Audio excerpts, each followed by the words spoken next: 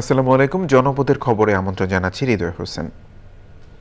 এখনকার সংবাদ আয়োজন একই সঙ্গে চ্যানেল ইউটিউব চ্যানেল এবং চ্যানেল আয়ের OTT platform I screen live stream হচ্ছে। পুলিশের হারানো মনোবল বাড়াতে সরকার কাজ করছে বলে জানিয়েছেন স্বরাষ্ট্র উপদেষ্টা অবসরপ্রাপ্ত লেফটেন্যান্ট জেনারেল জাহাঙ্গীর আলম চৌধুরী। তিনি বলেন, যারা এখনও কাজে যোগ দেয়নি তারা আইনের দৃষ্টিতে ক্রিমিনাল, তাদের গ্রেফতারে অভিযান শুরু হয়েছে। সম্প্রতি পাকিস্তান থেকে জাহাজে করে পণ্য আসা নিয়ে পার্শ্ববর্তী দেশ কুৎসা রটাচ্ছে বলে অভিযোগ করে সাংবাদিকদের প্রকৃত সত্য তুলে ধরার আহ্বান জানান উপদেষ্টা। চট্টগ্রাম দামপাড়ায় মেট্রোপলিটন পুলিশের সদর দপ্তরে প্রশাসনের শীর্ষ কর্মকর্তাদের সাথে বৈঠক শেষে সাংবাদিকদের তিনি আহ্বান জানান।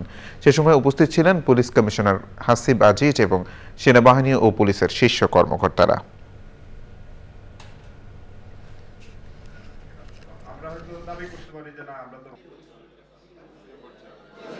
আমাদের যে ভুল হয় না তা আমাদের যেটা ভুল হয় আপনারা ধরে দেন। আমরা যদি এখানে চুরি ধরামি কোনো কিছু করি, আমরা তো বলে দেন যে স্যার আপনি এখানে এই জিনিসটা খারাপ করতেন, আপনি পয়সা মারতেছেন, আমরা বলে দিন। আমার দেশ উপরে সবার জন্য খোলা। এইটার ভিতরে আপনারা দেখতেন যে এইটার ভিতরে কিন্তু অনেক কিছু আছে। আপনারা জানেন খেজুর পিয়া, যেটা আমার অনেক দরকার, রোজার সময় আমার খেজুর দরকার, এটা আসছে আলু, এইগুলি আসছে, যেগুলিকে আমি আসতে দিব না। এইটা যারা রটাচ্ছে তারা আমাদের দেশের শত্রু। টাঙ্গাইল ময়মনসিংহ সড়কের মধুপুরে যাত্রীবাহী বাস ও পিকআপ ভ্যানের সংঘর্ষে 4 জন নিহত হয়েছেন। মধুপুর থানার ওসি ইমরানুল কবির জানিয়েছেন, ভোরের দিকে ঢাকা থেকে ছেড়ে যাওয়া মধুপুরগামী একটি পিকআপ মালাউরি প্রাথমিক বিদ্যালয়ের সামনে পৌঁছলে ধনবাড়ি থেকে আসা একটি যাত্রীবাহী বাসে সংঘর্ষ হয়। এতে ঘটনাস্থলে পিকআপ ভ্যানে থাকা 4 জনের মধ্যে 2 জনের মৃত্যু হয়। হাসপাতালে নেওয়ার পর মারা যান আরও 2 জন। নিহতদের সবাই জামালপুরের ইসলামপুর উপজেলার বাসিন্দা। বাসটি আটক করে থানায় নেওয়া হয়েছে। গাজীপুরে বিভিন্ন কারখানায় ঝুট ব্যবসা নিয়ন্ত্রণে নিতে 2 গ্রুপের সংঘর্ষকে কেন্দ্র করে স্থানীয় জনগণ এবং ব্যবসায়ীদের মধ্যে আতঙ্ক বিরাজ করছে। সন্ত্রাসীদের বিরুদ্ধে দ্রুত ব্যবস্থা নেওয়া হচ্ছে বলে জানিয়েছেন গাজীপুর পুলিশ কমিশনার। গাজীপুর থেকে মাসুদ পারভেজের ভিডিও চিত্র এবং ফজলুল হক মোরলের তথ্য নিয়ে রাজীব আহমেদের রিপোর্ট। গাজীপুরে গত শনিবার টঙ্গীর সাতরাই শরীফ মার্কেটে ঝুট ব্যবসা নিয়ে সহিংসতার ঘটনা ঘটে। এ নিয়ে টঙ্গী পশ্চিম থানা বিএনপির আহ্বায়ক প্রভাষক বশিরের একটি অডিও বার্তা সামাজিক মাধ্যমে ছড়িয়ে পড়ে।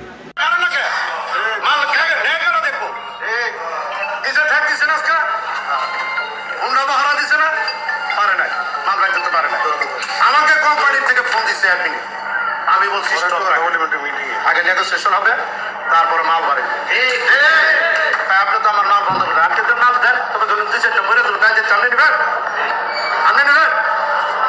এসব ঘটনায় স্থানীয় জনগণ ও ব্যবসায়ীদের মধ্যে আতঙ্ক সৃষ্টি হয়েছে। আমরা তো আমাদের ভরসার জন্য একটা ভালো দল দরকার, যারা দেশকে শান্তিপূর্ণভাবে চালাতে পারবে, আমাদের নিরাপত্তা দিতে পারবে, দ্রব্যমূল্যের দাম কমাবে, মানে মোট কথা হলে এলাকার জন্য আমরা শান্তিপূর্ণভাবে বসবাস করতে চাই।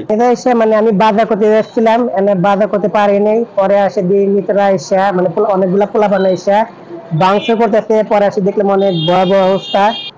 যাইতে পেলে দেখতেছে আর কি 1-150 পোলাপান ডাল ছড়ি নিয়ে হাঙ্গামাঙ্গা করতেছে আর কি। এখন রাস্তাতে ভাঙচুর করতেছে, দোকানপাট, রিক্সাওয়ালা, অটোওয়ালা মারপিট করতেছে। বল প্রয়োগকারী যে দলেরই হোক না কেন তাদের বিরুদ্ধে ব্যবস্থা নেওয়ার কথা বলছেন গাজীপুর মহানগর পুলিশ কমিশনার। যারা শক্তি প্রয়োগ করে জুটের ব্যবসার সাথে কাজ করছে, আমরা তাদের বিরুদ্ধে ব্যবস্থা নিচ্ছি। তাদেরকে অ্যারেস্টে যাচ্ছে অনেককে। আমরা নিশ্চয়ই এই আরএমজি সেক্টরটি শান্ত থাকুক, এটির জন্য যা কিছু করার সবকিছুই আমরা করব। দলকে পুঁজি করে সহিংসতার জড়ালে কঠোর পদক্ষেপ নেওয়া হবে বলে জানিয়েছে বিএনপি। দলাদলি যদি করে তাহলে তাদেরকে কঠোরস্থ দমন করা হবে এবং সাংগঠনিকভাবে ব্যবস্থা গ্রহণ করা হবে। পরিস্থিতি উন্নয়নের মাধ্যমে শীঘ্রই গাজীপুরে ব্যবসা বাণিজ্যের পরিবেশ ফিরে আসবে এই প্রত্যাশা করছেন স্থানীয় ব্যবসায়ীরা। Rajib Ahmed, channel I. 1 মাসের বকেয়া বেতন সহ বিভিন্ন দাবিতে গাজীপুর মহানগরীর জিরানী ও চক্রবর্তী এলাকায় চন্দ্রা নবীনগর মহাসড়ক অবরোধ করে বিক্ষোভ করছেন 2টি কারখানার শ্রমিকরা। বিক্ষোভকারীরা জানান, বেক্সিমকো ইন্ডাস্ট্রিয়াল পার্কে পোশাক ও সিরামিক কারখানায় 41,000 কর্মী রয়েছেন। এর মধ্যে আরএমজি কারখানার শ্রমিকরা সপ্তাহখানেক ধরেই সড়ক অবরোধ করে গত মাসের বকেয়া বেতন পরিশোধের দাবি জানাচ্ছেন। অন্যদিকে জিরানী ডরিন ফ্যাক্টরির 14 জন কর্মী ছাঁটাই ও কারখানা খুলে দেওয়ার দাবিতে সকাল থেকে একই মহাসড়ক অবরোধ করে আন্দোলন করছেন ওই কারখানা শ্রমিকরা। টানা অবরোধের কারণে ভোগান্তিতে পড়েছেন ওই রুটে চলাচলকারী যাত্রী ও চালকরা। আইনশৃঙ্খলা পরিস্থিতি স্বাভাবিক রাখতে ঘটনাস্থলে যৌথ বাহিনীর সদস্য মোতায়েন রয়েছে। এবারে প্রতিনিধিদের পাঠানো তথ্য ভিডিও চিত্র নিয়ে রাজীব আহমেদের রিপোর্ট। সাংগঠনিক কার্যক্রম আরও গতিশীল করতে চাঁপাইনবাবগঞ্জে জেলা বিএনপির বর্ধিত সভা হয়েছে। সভায় প্রধান অতিথি ছিলেন বিএনপির রাজশাহী বিভাগীয় সহ সাংগঠনিক সম্পাদক আমিরুল ইসলাম আমিন। গাজীপুর জেলা বিএনপির সাবেক সহ সাংগঠনিক সম্পাদক মরহুম গিয়াসউদ্দিন সরকারের মৃত্যুবার্ষিকী উপলক্ষে স্মরণ সভা ও দোয়া মাহফিল হয়েছে। প্রধান অতিথি ছিলেন বিএনপির কেন্দ্রীয় কমিটির সাংগঠনিক সম্পাদক কাজী সায়েদুল আলম বাবুল। ময়মনসিংহের মুক্তাগাছায় নবগঠিত দক্ষিণ জেলা বিএনপির আহ্বায়ক কমিটির সংবর্ধনা দেওয়া হয়েছে। মুক্তাগাছা স্টেডিয়ামে আয়োজিত সংবর্ধনায় প্রধান অতিথি ছিলেন বিএনপির স্থায়ী কমিটির সদস্য নজরুল ইসলাম খান। নারায়ণগঞ্জের সোনারগাঁয়ে খালেদা জিয়ার রোগ মুক্তি কামনা ও তারেক রহমানের মিথ্যা মামলা প্রত্যাহারের দাবিতে জনসভা হয়েছে। সভায় বক্তৃতা করেন বিএনপির জাতীয় নির্বাহী কমিটির সদস্য অধ্যাপক রেজল করিম। চট্টগ্রামে সিরাতুন্নবী উপলক্ষে আয়োজিত সিরাত অলিম্পিয়াডের পুরস্কার বিতরণ করা হয়েছে। অনুষ্ঠানে প্রধান অতিথি ছিলেন ছাত্র শিবিরের কেন্দ্রীয় দপ্তর সম্পাদক নুরুল ইসলাম। নরসিংদীর মনোহরদীতে নেতাকর্মীদের নিয়ে জনসমাবেশ করেছে গতশিয়া ইউনিয়ন বিএনপি ও অঙ্গ সংগঠন। প্রধান অতিথি ছিলেন সর্দার সাখাওয়াত হোসেন বকুল। সাবেক প্রধানমন্ত্রী শেখ হাসিনা ও তার সহযোগীদের গ্রেফতার ও বিচারের দাবিতে নোয়াখালীর সুবর্ণচরে বিক্ষোভ সমাবেশ করেছে বিএনপি ও অঙ্গ সংগঠন। সভায় প্রধান অতিথি ছিলেন জেলা বিএনপির সাধারণ সম্পাদক অ্যাডভোকেট আব্দুর রহমান।